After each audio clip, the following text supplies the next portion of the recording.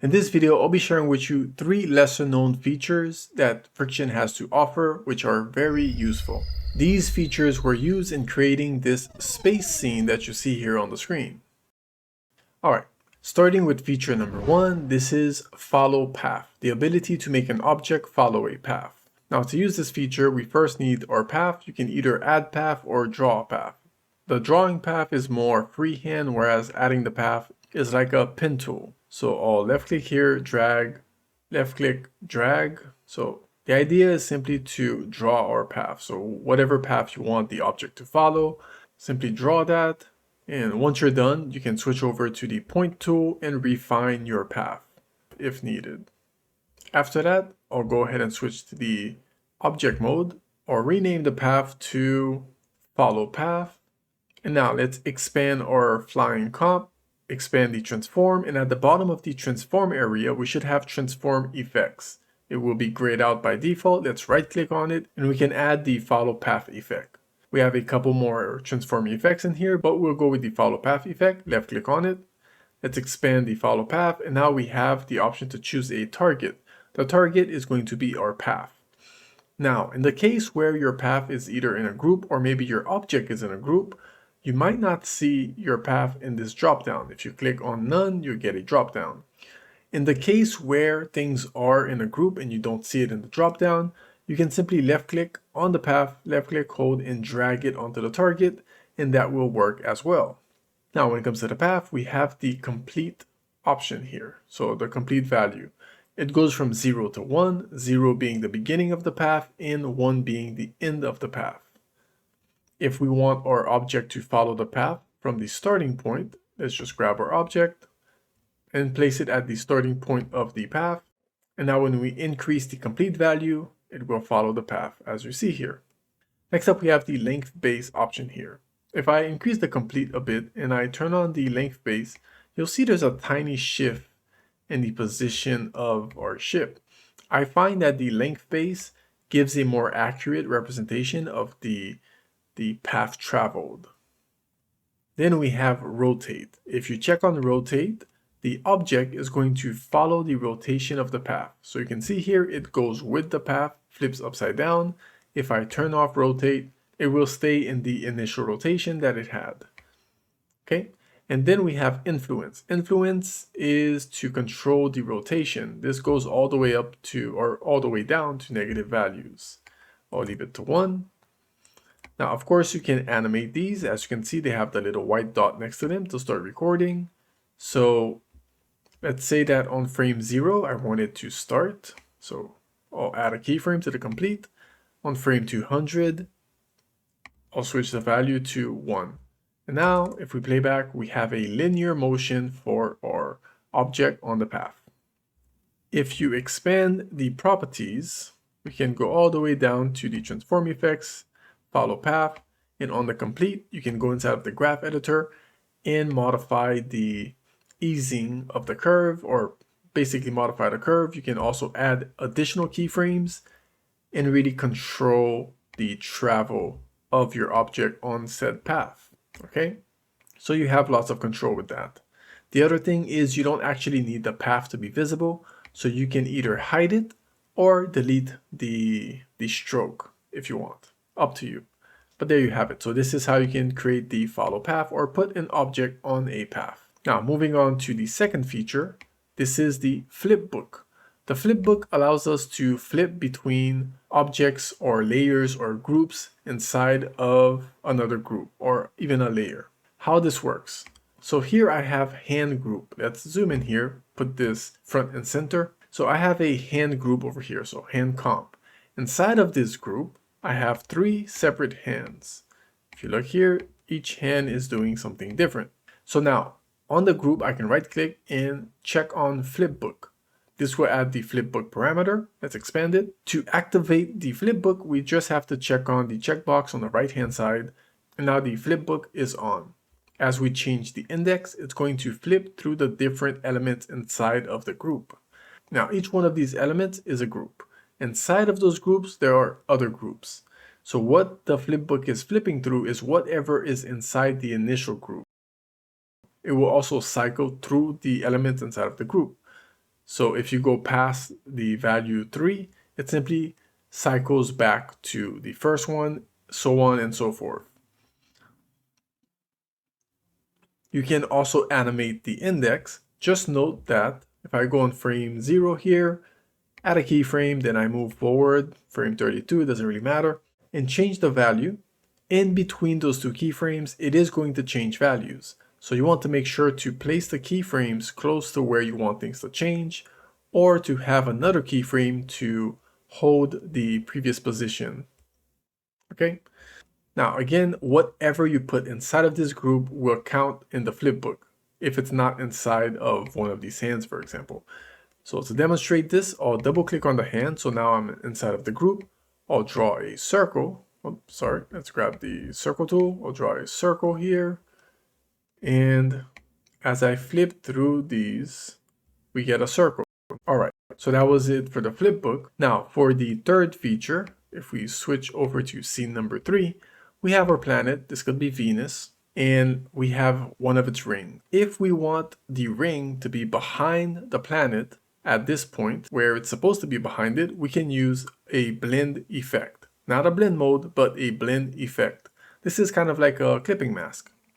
So to use the blend effect, let's expand the ring over here and let's right click on it and go down to blend effects.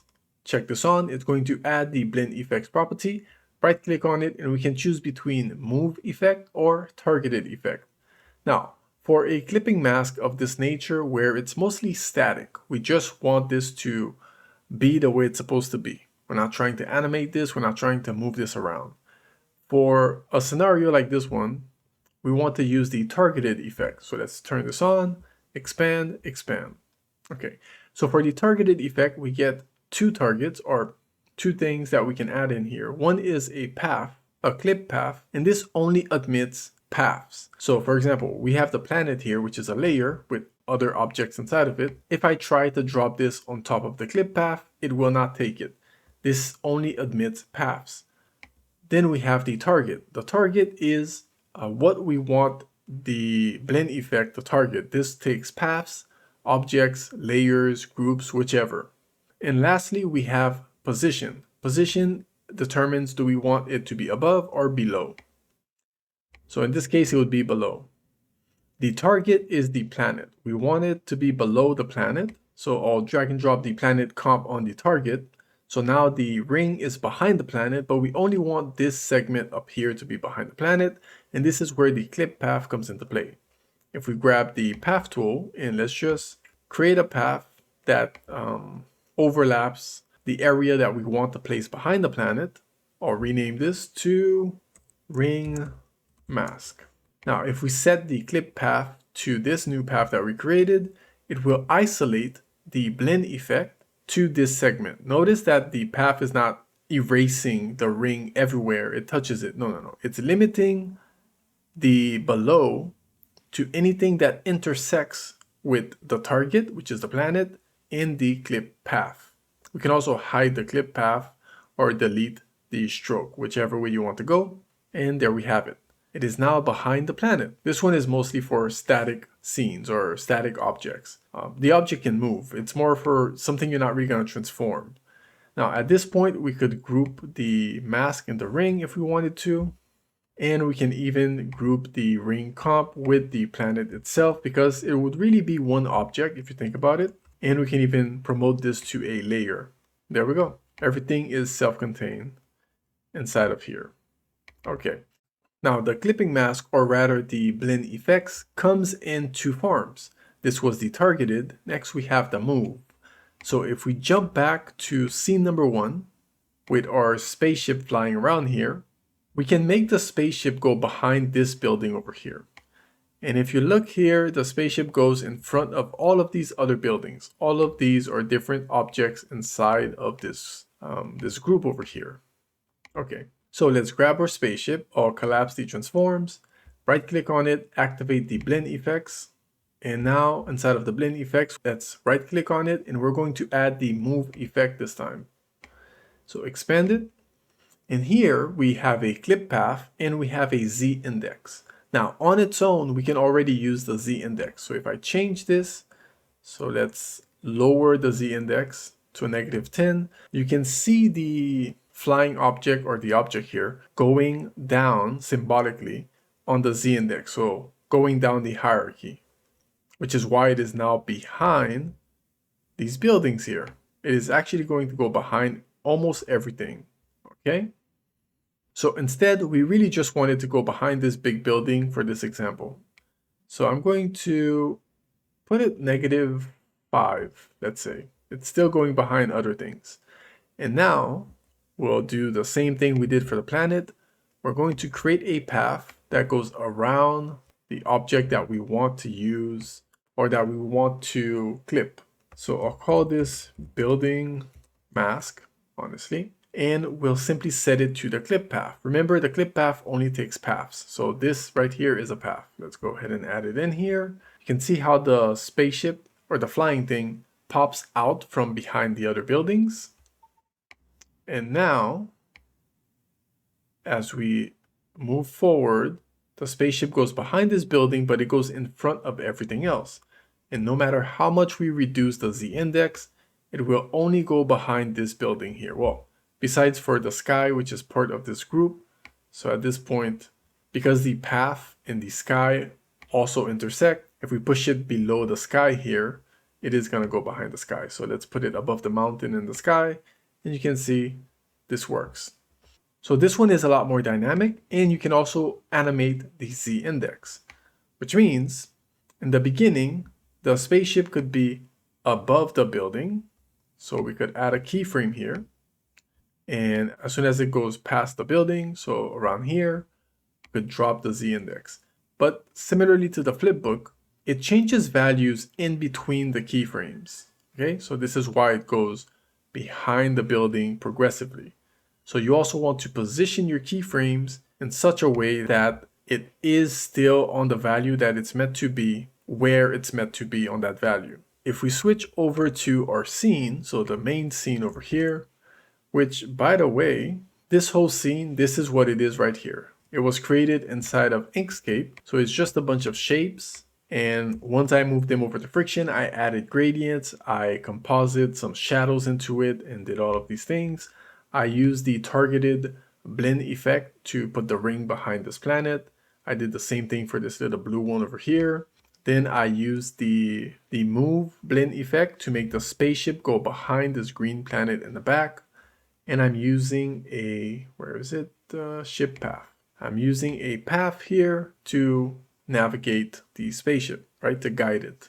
I have a blur effect or motion blur added to the spaceship as it moves. And for the Flipbook, if we look around this scene right here, you'll see that the spaceship goes from this position to this position. And for this, I'm using the Flipbook. So I have two different versions of the spaceship in there. So where is it? It's inside spaceship comp. We have the ship bot and the ship top. And I'm using the Flipbook. All right. The only thing that wasn't made manually is the night sky. I'm using a shader for this one. Now, as a bonus feature inside of Friction, we have the tracking. Now, this is not motion tracking, it is object tracking. So I'll turn on this arrow here that I created. Let's hide the timeline for now. Zoom in. Okay. So as we move through time, so through the frames, you can see that the arrow continuously points towards the spaceship. Now this over here, if we go inside of the arrow, inside of transform, it is one of the transform effects. So if we right click, I'll disable it. If we right click on transform effect, we can go to add track effect. The target, we can simply put in the ship. And if ever your object, if it's not pointing at the object you want it to point, so for example, if it's pointing away, you can simply rotate it, make sure it points towards the object, and then as you move to the frames, it will continuously track that object. We also have an influence slider to control how accurate it will be. Let me know down in the comments if you want a full breakdown of how this scene was created. So basically how the planets were shaded and stuff like that. Otherwise, I have a Ko-fi link down in the description for those of you who'd like to support the channel. You can click on this playlist here to learn more about Friction. Thank you for watching, and I'll see you next time.